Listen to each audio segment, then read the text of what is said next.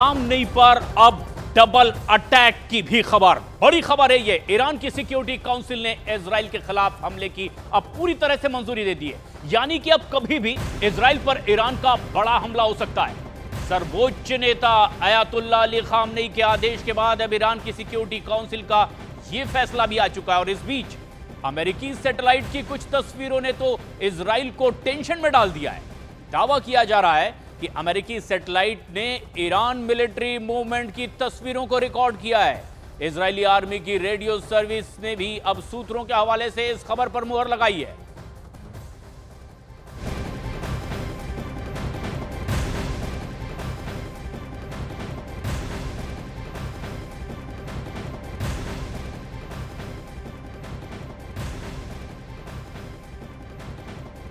Israel ने Hezbollah को एक और बड़ा नुकसान पहुंचाया है और इजरायली फोर्स आईडीएफ ने साउथ लेबनान के अल खियाम इलाके में हिजबुल्लाह के कंपनी कमांडर को ही मार गिराया है।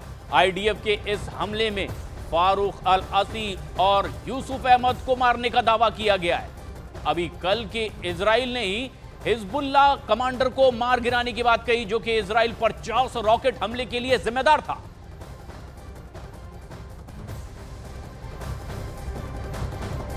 दोनों ही तरफ से वार पलटवार की बड़ी तैयारी। और इस बीच एक और बड़ी और अहम खबर भी आ रही है। इजराइल ने उत्तरी लेबनान में हिजबुल्लाह नेवी के टॉप कमांडर को पकड़ लिया है। आईडीएफ ने हिजबुल्लाह के उन 2 टॉप कमांडरों को भी मार गिराया जिन्होंने अक्टूबर में 400 रॉकेट से इजराइल को दहला दिया था। लेकिन 24 घंटे के भीतर ही सबसे बड़ा झटका तो हमास को लगा है।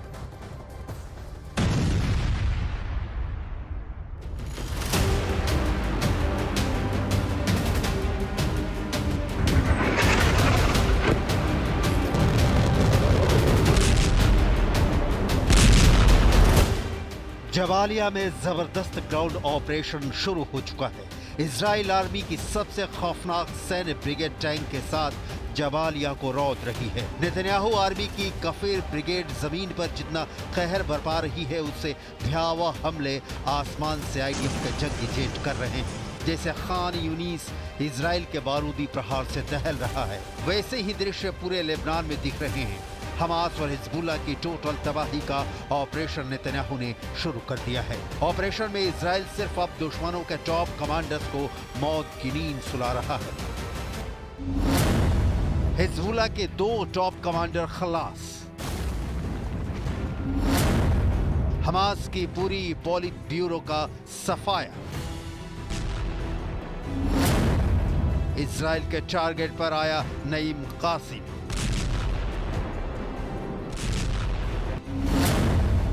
खामनेई को नहीं मिल रहे टॉप कमांडर। इजराइल ने दोनों फ्रंट पर बड़ी कामयाबी हासिल की है। दुश्मनों के टॉप कमांडरों का खात्मा किया है, जिसके साथ हमले की धार तेज हो गई है। लेबनान और गाजा पट्टी में बारूदी कोहराम चरम पर पहुंच गया है। नेतन्याहू आर्मी का आसमानी प्रहार से लड़ाका ग्रुप्स में हाहाकार मचा हुआ है। आईडीएफ ने इजराइल पर 400 रॉकेट दागने के जिम्मेदार 2 हिजबुल्लाह के कमांडरों को मार गिराया है। दोनों कमांडरों ने अक्टूबर के महीने में ही इजराइल पर 400 रॉकेट की बौछार की थी। लेबनान के टायर सिटी में Hezbollah commander Musa is all दिन और आर्टिलरी कमांडर हसन मजीद दाइब को बम बरसाकर इजराइल ने ढेर कर दिया है।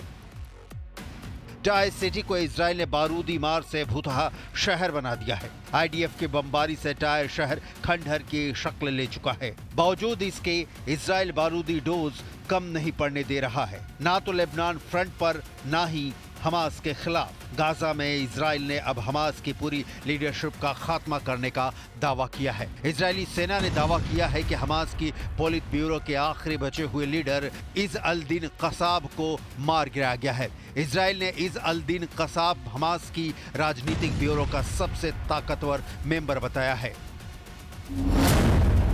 कसाब को दक्षिण गाजा के खान यूनिस इलाके में निशाना बनाया गया जब वो कार से खान यूनिस में कहीं जाने के लिए निकला। ठीक उसी समय कसाब की गाड़ी को टारगेट कर बम बरसाया गया। बम धमाके के बाद कसाब की गाड़ी के चीथड़े उड़ गए। हमले में कसाब का करीबी ऐमान आयश भी मारा गया।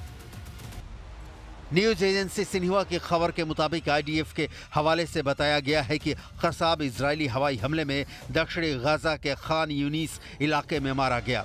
यानी अब गाजा में हमास के टॉप कमांडो का टोटल खात्मा हो चुका है। कसाब को मारने के बाद इजराइल ने ऐलान किया है कि उन्होंने हमास की लाइफलाइन काट दी है।